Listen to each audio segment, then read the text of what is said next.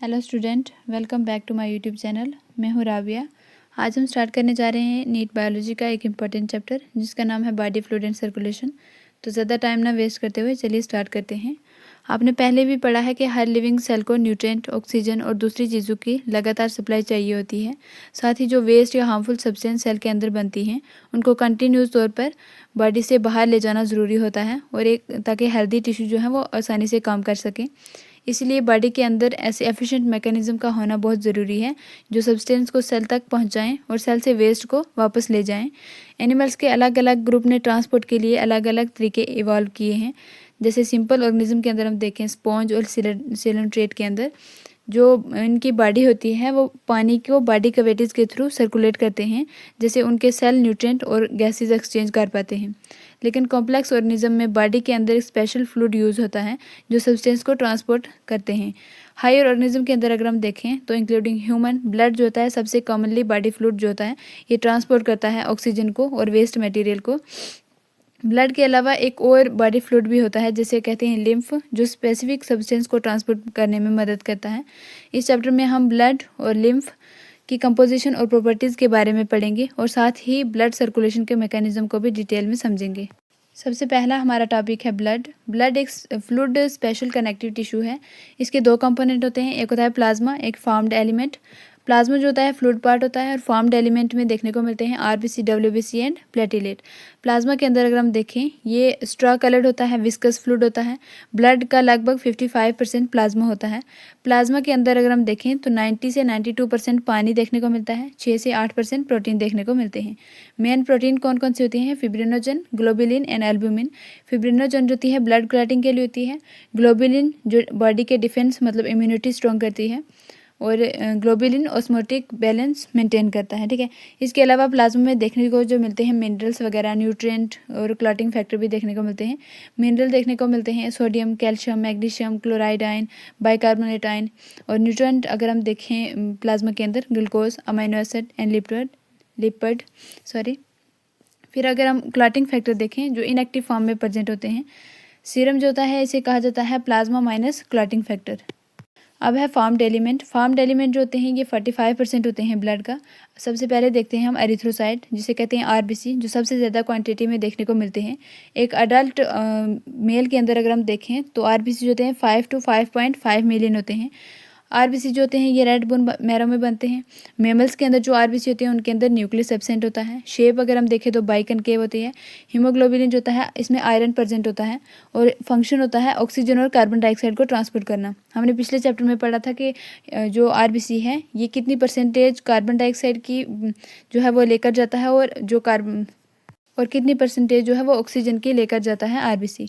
अगर हम life span की बात करें आरबीसी की 120 डेज होती है और आरबीसी डिस्ट्रॉय होने के बाद स्प्लीन में चले जाते हैं जिसे कहा जाता है graveyard of the RBC. फिर है डब्ल्यूबीसी। डब्ल्यूबीसी जो होते हैं ये कलरलेस होते हैं, इनके अंदर न्यूक्लियस प्रेजेंट होता है, ये बॉडी के डिफेंस में काम करते हैं। और अगर हम डब्ल्यूबीसी के काउंट देखें तो काउंट इसमें ये लेस होते हैं आरबीसी के कंपैरिजन में, लेकिन 6000 से 8000 MMQ होते हैं। अगर हम टाइप देखें डब्ल्यूबीसी की, सबसे पहले है ग्रेनुलोसाइट एक टाइप, दूसरी टाइप है ए ग्रेनुलोसाइट। ग्रेनुलोसाइट के अंदर भी सब टाइप देखने को मिलती है हमें। सबसे ग्रेनुलोसाइट के अंदर आते हैं neutrophil, eosinophil and basophil. A granulocyte के अंदर आता है लिम्फोसाइट। सबसे पहले हम देखेंगे ग्रेनुलोसाइट की पहली टाइप जो है वो न्यूट्रोफिल, जो 60 to 65% होते हैं। न्यूट्रोफिल फैगोसाइटोसिस करते हैं। इजनोफिल 2 से 3% होते हैं जो एलर्जिक रिएक्शन करते में हेल्प करते हैं, मतलब इन्फेक्शन रेजिस्टेंट होते हैं। फिर है बेसोफिल जो 0.5 to 1% होते हैं जो हिस्टामिन, सेरोटोनिन और हेपरिन सिक्रीट करते हैं।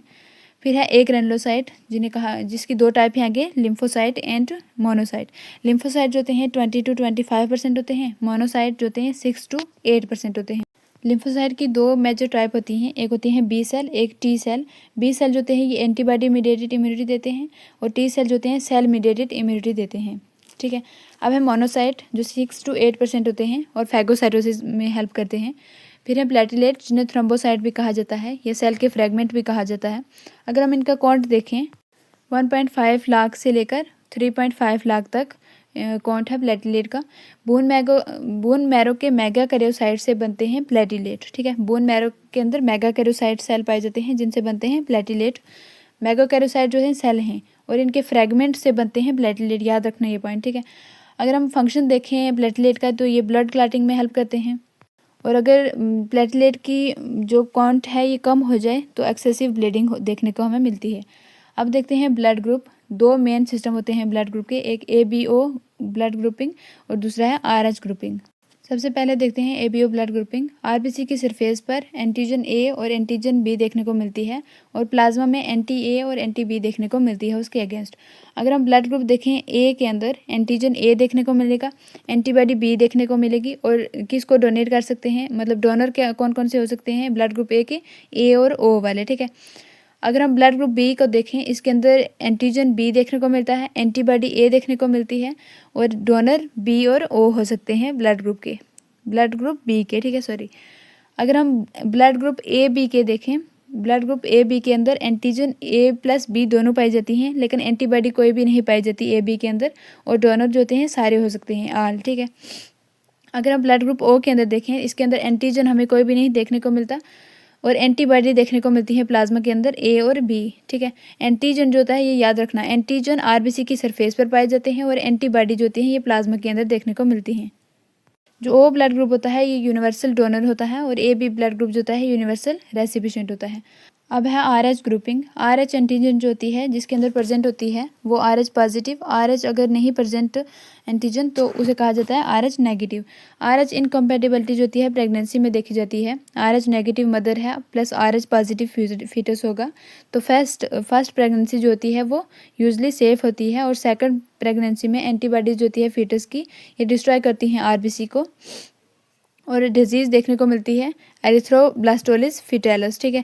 और प्रिवेंशन इसका क्या हो सकता है, anti-RH इंजेक्शन जो होता है आफ्टर फर्स्ट प्रेगनेंसी दिया जाता है, तो ये इसका प्रिवेंशन है, ठीक है। अब है ब्लड कोआगुलेशन। इंजरी होने पर ब्लड क्लॉट बनता है ताकि ब्लीडिंग रुक जाए। तो प्रोसेस अगर हम देखेंगे किस तरह कोआगुलेट होता है। सबसे पहले है फिब्रिनोजन, जिसको फाइब्रिन में चेंज किया जाता है, किसके द्वारा, थ्रोम्बिन के द्वारा। फिर है प्रोथ्रोम्बिन, जिसे थ्रोम्बिन में कन्वर्ट कर दिया जाता है, थ्रोम्बोकाइनेज एंजाइम लगता है। कैल्शियम आयन भी एसेंशियल होता है ब्लड क्लॉट के लिए। क्लॉट अगर हम देखें तो इसके अंदर फाइब्रिन के थ्रेड प्लस ट्रैप्ड सेल देखने को मिलते हैं। अब है लिम्फ, जिसे टिश्यू फ्लूइड भी कहा जाता है। कैपिलरी से जो फ्लूइड बाहर आता है उसे टिश्यू फ्लूइड कहते हैं। ये न्यूट्रिएंट और गैसेज एक्सचेंज करता है। लिम्फ अगर हम देखें तो ये कलरलेस फ्लूइड होता है। लिम्फोसाइट प्रेजेंट होते हैं इसके अंदर, इम्यून रिस्पॉन्स में हेल्प करता है, और इंटेस्टाइन के लैक्टील्स फैट एब्जॉर्ब होते हैं लिम्फ के द्वारा, ठीक है। अब है सर्कुलेटरी सिस्टम। सर्कुलेटरी सिस्टम दो टाइप का होता है, एक ओपन सर्कुलेटरी सिस्टम, एक close circulatory system. Open circulatory system जो होता है ये ओपन सर्कुलेटरी सिस्टम जो होता है ये आर्थ्रोपोड के अंदर देखने को मिलता है, और क्लोज सर्कुलेटरी सिस्टम जो होता है ये एनालिड और कॉर्डेट्स के अंदर देखने को मिलता है। अब देखते हैं हार्ट के चैम्बर अलग अलग ऑर्गेनिज्म के अंदर। जैसे फिशेस के अंदर हमें 2 चैम्बर हार्ट देखने को मिलता है, और एम्फीबियन और रेप्टाइल्स के अंदर 3 चैम्बर हार्ट देखने को मिलता है। बर्ड्स और मैमल्स के अंदर 4 चैम्बर हार्ट देखने को मिलता है। अब पढ़ने जा रहे हैं हम ह्यूमन सर्कुलेटरी सिस्टम। हमारे अंदर जो हार्ट है वो 4 चैम्बर होता है, 2 एट्रिया और 2 वेंट्रिकल होते हैं, थोरेसिक कैविटी में पाया जाता है। पेरिकार्डियम एक लेयर होती है जिसे जो हार्ट के ऊपर पाई जाती है, हार्ट प्रोटेक्टेड होता है पेरिकार्डियम लेयर से, ठीक है। अगर हम वाल्व देखें, सबसे पहले ट्राइकस्पिड वाल्व जो right atrium to right ventricle में पाया जाता है। फिर बाइकस्पिड वाल्व जिसे मिट्रल वाल्व भी कहते हैं, जो left atrium to left ventricle में पाया जाता है।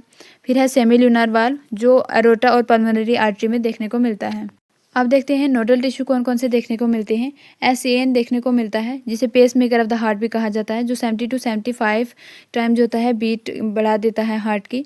उसके बाद होता है AVN नोडल टिश्यू, उसके बाद AV बंडल, फिर पुरकंजी फाइबर। हार्ट जो होता है ये मायोजेनिक होता है, जो सेल्फ कंट्रोल्ड होता है। अब देखते हैं कार्डियक साइकिल, जिसका ड्यूरेशन होता है 0.8 सेकेंड। स्टेप देखते हैं, सबसे पहले है स्टेप 1 के अंदर जॉइंट डायस्टोल होता है, स्टेप 2 के अंदर एट्रियल सिस्टोल होता है, स्टेप 3 के अंदर वेंट्रिकुलर सिस्टोल होता है, और स्टेप 4 के अंदर वेंट्रिकुलर डायस्टोल। अगर हम स्ट्रोक वॉल्यूम देखें तो ये 70 ml होती है, और कार्डियक आउटपुट जो होता है 5 लीटर होता है पर मिनट। हार्ट की सोंड जो होती है, लब सोंड जो होती है AV वाल्व के क्लोज होने से आती है, और दब सोंड जो होती है ये सेमील्यूनर वाल्व क्लोज होने से आती है। अब देखते हैं ECG जो हमारी हार्ट की इलेक्ट्रिकल एक्टिविटी का ग्राफ होता है वो इसके अंदर हमें देखने को मिलता है। अगर हम वेव देखें, P वेव जो होती है एट्रियल डिपोलराइजेशन करवाती है, पी वेव तब दिखती है जब एट्रियल डिपोलराइजेशन होता है। क्यूआरएस कॉम्प्लेक्स तब दिखता है वेंट्रिकुलर डिपोलराइजेशन के दौरान। टी वेव वेंट्रिकुलर रिपोलराइजेशन के दौरान। अब देखते हैं डबल सर्कुलेशन। ह्यूमंस और बर्ड्स के अंदर देखने को मिलती है डबल सर्कुलेशन। डबल सर्कुलेशन का मतलब होता है एक कंप्लीट बॉडी साइकिल में ब्लड हार्ट से 2 बार गुजरना, इसे कहा जाता है डबल सर्कुलेशन। ठीक है, 2 अलग अलग पाथवे देखने को मिलते हैं हमें डबल सर्कुलेशन के अंदर। एक पल्मोनरी सर्कुलेशन होती है और एक सिस्टमिक सर्कुलेशन। सबसे पहले हम देखते हैं पल्मोनरी सर्कुलेशन। इस पाथवे में राइट वेंट्रिकल से डीऑक्सीजनेटेड ब्लड जो होता है वो पल्मोनरी आर्टरी के थ्रू लंग्स तक जाता है। लंग्स में ब्लड जो होता है फिर ऑक्सीजनेटेड होता है, फिर पल्मोनरी वेन्स के थ्रू लेफ्ट एट्रियम में वापस आ जाता है ब्लड। इस सर्कुलेशन का काम सिर्फ ऑक्सीजन लाना और कार्बन डाइऑक्साइड छोड़ना होता है। किसके अंदर? पल्मोनरी सर्कुलेशन के अंदर। याद रखना, राइट वेंट्रिकल से लेकर लेफ्ट एट्रियम तक होती है पल्मोनरी सर्कुलेशन। अब देखते हैं सिस्टमिक सर्कुलेशन। इस पाथवे के अंदर जो लेफ्ट वेंट्रिकल होता है उसमें से ऑक्सीजनेटेड ब्लड जो होता है वो अरोटा के थ्रू पूरी बॉडी में डिस्ट्रीब्यूट होता है। सेल ऑक्सीजन और न्यूट्रिएंट यूज़ करते हैं, जो है सेल यूज़ करते हैं ऑक्सीजन और न्यूट्रिएंट। वेस्ट और कार्बन डाइऑक्साइड ब्लड में आ जाता है वापस से, और डीऑक्सीजनेटेड ब्लड जो होता है ये वेना कावा के थ्रू राइट एट्रियम में वापस आ जाता है। इसे कहते हैं सिस्टमिक सर्कुलेशन। इसका काम होता है पूरी बॉडी को एनर्जी और न्यूट्रिएंट देना। किसका काम है? सिस्टमिक सर्कुलेशन का। ऑक्सीजन को लाना और कार्बन डाइऑक्साइड को छोड़ना पल्मोनरी सर्कुलेशन, और न्यूट्रिएंट को पूरी बॉडी तक पहुंचाना सिस्टमिक सर्कुलेशन के द्वारा। ठीक है, अब हम फायदे देखते हैं। डबल सर्कुलेशन के फायदे क्या क्या हो सकते हैं। ऑक्सीजनेटेड और डीऑक्सीजनेटेड ब्लड मिक्स नहीं होते। ठीक है, और हाई ऑक्सीजन सप्लाई मिलती है। एनर्जी प्रोडक्शन ज़्यादा एफिशिएंट होती है, इसलिए बर्ड्स और मैमल हाई मेटाबॉलिक रेट रखते हैं। ठीक है, अब देखते हैं regulation of cardiac activity. Human का हार्ट जो होता है ये मायोजेनिक होता है, मतलब हार्ट खुद से बीट जनरेट करता है बिना ब्रेन के ऑर्डर के। ठीक है, सबसे पहले हम देखते हैं इंट्रिंसिक कंट्रोल, मतलब हार्ट खुद से जो कंट्रोल करता है वो देखते हैं। सबसे पहले देखने को मिलता है SAN नोड, जिसे कहते हैं pacemaker of the heart, sinoatrial node. ये 70 to 75% impulse per minute generate करता है। ये इम्पल्स पूरे हार्ट में स्प्रेड हो जाते हैं, इसे रिदमिक कंट्रैक्शन कहते हैं। अब देखते हैं न्यूरल रेगुलेशन, जो एटोनोमस नर्वस सिस्टम के थ्रू होती है। ब्रेन का मेडुला ऑब्लंगेटा हार्ट रेट को कंट्रोल करता है। इसके अंदर 2 देखने को मिलती हैं, 2 तरह के नर्व। एक होती हैं सिंपैथेटिक नर्व, दूसरी होती है पैरासिम्पैथेटिक नर्व। सिंपैथेटिक नर्व जो होती हैं ये हार्ट रेट को इंक्रीज़ करती हैं, कंट्रैक्शन स्ट्रॉन्ग करती हैं और कार्डियक आउटपुट बढ़ाती हैं। पैरासिम्पैथेटिक नर्व जो होती हैं इन्हें वैगस नर्व भी कहा जाता है। ये हार्ट रेट को स्लो करती हैं, कार्डियक आउटपुट को कम करती हैं और रेस्टिंग कंडीशन में काम करती हैं। कौन? Parasympathetic nerve. और एक्टिव सिचुएशन के अंदर कौन काम करती हैं? Sympathetic nerve. जब एक्सरसाइज करते हैं या फियर वगैरह हो तब सिंपैथेटिक नर्व काम करती हैं। ठीक है, और रेस्टिंग स्टेज के अंदर पैरासिम्पैथेटिक नर्व जो होती हैं ये काम करती हैं। अब देखते हैं हार्मोनल रेगुलेशन। एड्रेनलिन और नॉर एड्रेनलिन जो होती हैं ये भी रेगुलेट करती हैं हार्ट की एक्टिविटी को। स्ट्रेस या इमरजेंसी में रिलीज होते हैं एड्रेनलिन और नॉर एड्रेनलिन, और हार्ट बीट को फास्ट करते हैं, ब्लड सप्लाई को ज़्यादा करते हैं। इस तरह हार्ट की बॉडी नीड के हिसाब से एडजस्ट करता है। ठीक है, अब देखते हैं डिसऑर्डर इसी चैप्टर के। सबसे पहले देखते हैं हाइपरटेंशन, जिसे कहा जाता है हाई BP। नॉर्मल BP अगर हम देखें तो ये 120/80 होता है, लेकिन अगर हम हाई BP देखें तो वो 140/90 या ज़्यादा भी हो सकता है। इसे कहा जाता है हाइपरटेंशन। हार्ट को एक्स्ट्रा मेहनत करनी पड़ती है। ब्रेन और किडनी और आइज़ डैमेज हो सकती हैं हाइपरटेंशन से। ये याद रखना, ब्रेन, किडनी और आइज़ डैमेज हो सकती हैं हाइपरटेंशन से, मतलब हाई BP से। अब देखते हैं डिजीज़ नंबर 2, जिसका नाम है CAD, coronary artery disease. Coronary arteries वो होती हैं जो हार्ट के जो मसल होते हैं उनको ब्लड सप्लाई करती हैं। इनमें जब फैट, कोलेस्ट्रॉल या कैल्शियम जम जाता है तो आर्टरीज नैरो हो जाती हैं, ब्लड फ्लो कम हो जाता है और हार्ट अटैक का रिस्क बढ़ जाता है। इस डिजीज़ को कहते हैं CAD, कोरोनरी आर्टरी डिजीज़।